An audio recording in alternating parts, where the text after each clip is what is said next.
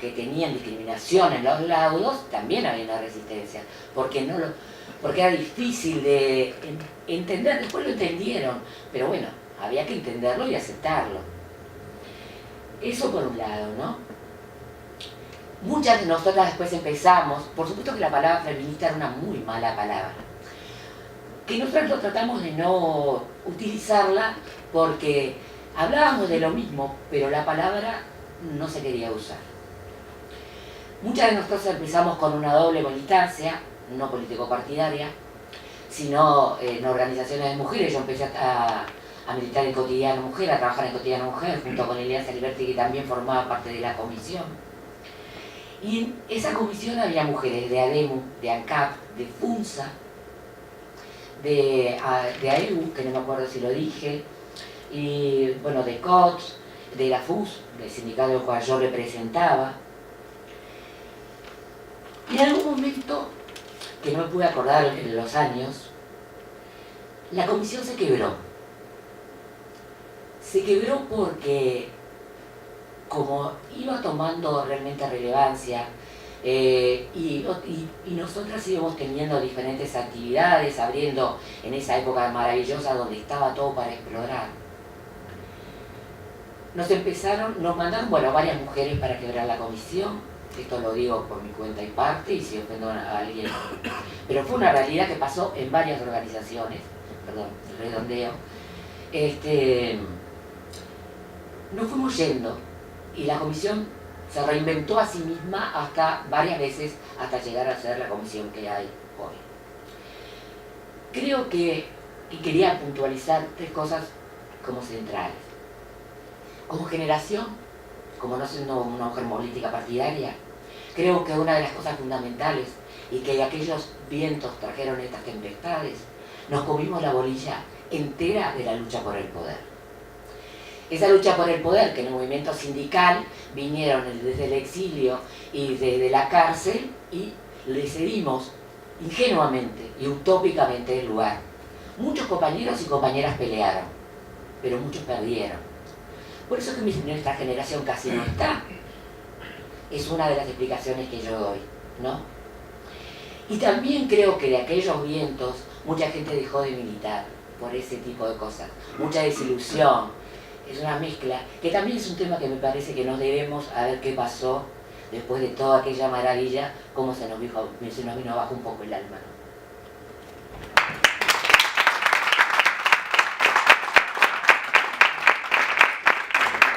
Muchas gracias, Guadalupe. Gustavo.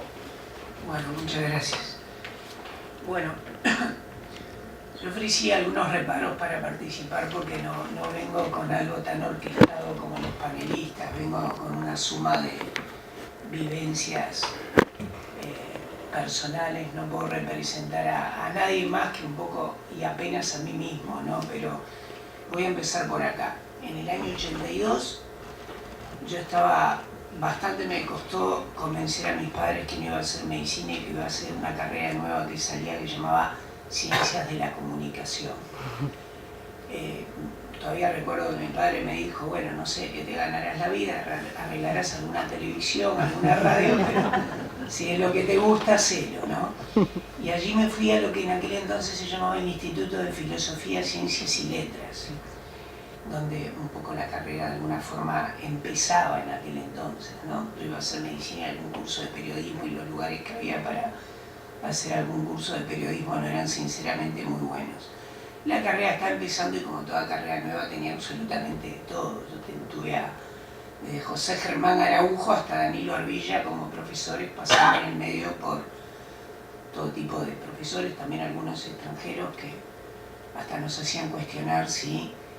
Recuerdo un profesor de Historia del Arte y la Cultura llamado Carlos Cicirey, español, que realmente tenía una cátedra en la carrera donde aprendíamos más de Historia del Arte y de la Cultura que de comunicación, y hasta lo cuestionábamos un poco, pero por otro lado decíamos qué bueno poder aprender de esta manera, pero era también por falta de docentes y de una carrera nueva.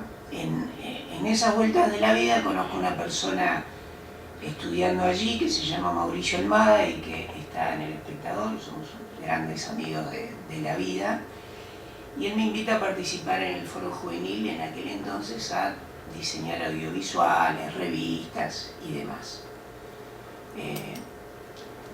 En el año 82 tenemos la posibilidad, de, auspiciados por el Foro Juvenil, de hacer un programa de radio en una radio que se llamaba Emisora del Palacio, que era Emisora del Palacio. Yo creo que acá todos saben un poco de qué se trata, pero a las generaciones más nuevas les tengo que explicar que había algo en 18 y Paraguay que se llamaba Palacio de la Música y que arriba había una radio que se llamaba Emisora del Palacio. Fue una radio realmente bastante fermental en su época, ¿no? Si bien, por nombrar algunas radios de la época que marcaban un poco la diferencia, estaba por un lado CX30, estaba Radio Sarandí con otra línea periodística, estaba la 36 con también otra línea de comunicación bastante diferente a la que tiene ahora y en aquel entonces un poco más incursionando en lo musical y en el canto popular. Macunaíma, por ejemplo, estaba haciendo radio en aquel entonces. Fuimos a Emisora del Palacio y propusimos un programa muy generacional. Estoy hablando de que tenía 18 y 19 años, ¿no? El programa iba, siempre recuerdo a Lelutier cuando en algún momento, en uno de los tantos sketches que tenían, decía programas culturales en la televisión de 2 de la mañana en adelante. Bueno, más o menos era lo mismo. Nosotros teníamos un programa que iba de 0 a 2 de la mañana. Pero en aquel entonces había en Europa, había en otros países de Latinoamérica, una tendencia en que la radio en la noche era algo bastante fermental, no era también un capricho. A nosotros nos permitía cierta comodidad a equivocarnos más, a aprender y a estar un poco resguardados en eso que se llama la noche, ¿no? El programa lo bautizamos Ahora es Tiempo. Me gustó mucho escuchar en una de las columnas que hicieron en No Toques Nada, que hicieron referencia a la retirada de Falta y Resto 1811, porque de ahí sacamos el nombre. Sacamos 5 nombres, testeamos con amigos, conocidos, y casi por unanimidad era el nombre que le queríamos poner y era el nombre que salió. Y Ahora es Tiempo, ¿de qué era? Y bueno, era de realmente levantar muchas banderas por allí en ese programa, y pasaban los agentes protagonistas de distintos movimientos culturales, sociales que se iban generando. Prácticamente casi toda la generación de ASEPFEU, desde el movimiento estudiantil, desde lo cultural, las personas que eran protagonistas de lo que fue también el teatro. Recién hablaba un poco de la importancia que tuvo el teatro circular en aquella época. Yo soy de una generación que escuché mucho, pero no vi al galpón. Sí, me formé viendo teatro en el circular. El Herrero de la Muerte o La Empresa Perdón, Un Momento de Locura fueron las primeras obras de teatro importantes que llegué a ver, ¿no? El programa duró un día, ¿no? Como bien saben exactamente la fecha de la Semana del Estudiante, yo soy muy malo para recordar fechas, pero el primer programa discutimos mucho qué íbamos a hacer y teníamos para el primer programa un columnista que iba a hablar de teatro, el doctor Alberto Sumarán, que en aquel entonces, en el año 82, recuerdan que las listas eran letras. Había que tener buena memoria para saber lo que uno más o menos votaba, si podía votar, ¿no? Entonces, bueno, una entrevista a Alberto Sumarán, que también representaba un sector partidario de nuestra sociedad que podía tener voz, pero también de alguna forma en el año 82 era un año de avance y retroceso, avance y retroceso. Había mucha autocensura en los medios, pero a veces sabíamos que algo se podía y algo no se podía. Y eso era como caminar en la cuerda floja. El programa ese día iba a tener algo de música, una nota al doctor Sumarán y una nota a un también correligionario de Rubianes, el doctor Oscar Destué, el doctor después, ¿no? Y que además mucho tiene que ver con investigar archivos y demás, ¿no? Que fue el programa con otra gente que iban a hablar de la Semana del Estudiante, que estaba permitida. En esa semana también falleció Vladimir Roslik. Y en un momento, y por una situación de nerviosismo, porque también éramos muy jóvenes todos, los que hacíamos radio y los que estaban ahí como agentes protagonistas. El único un poco más veterano ahí con experiencia era Sumarán.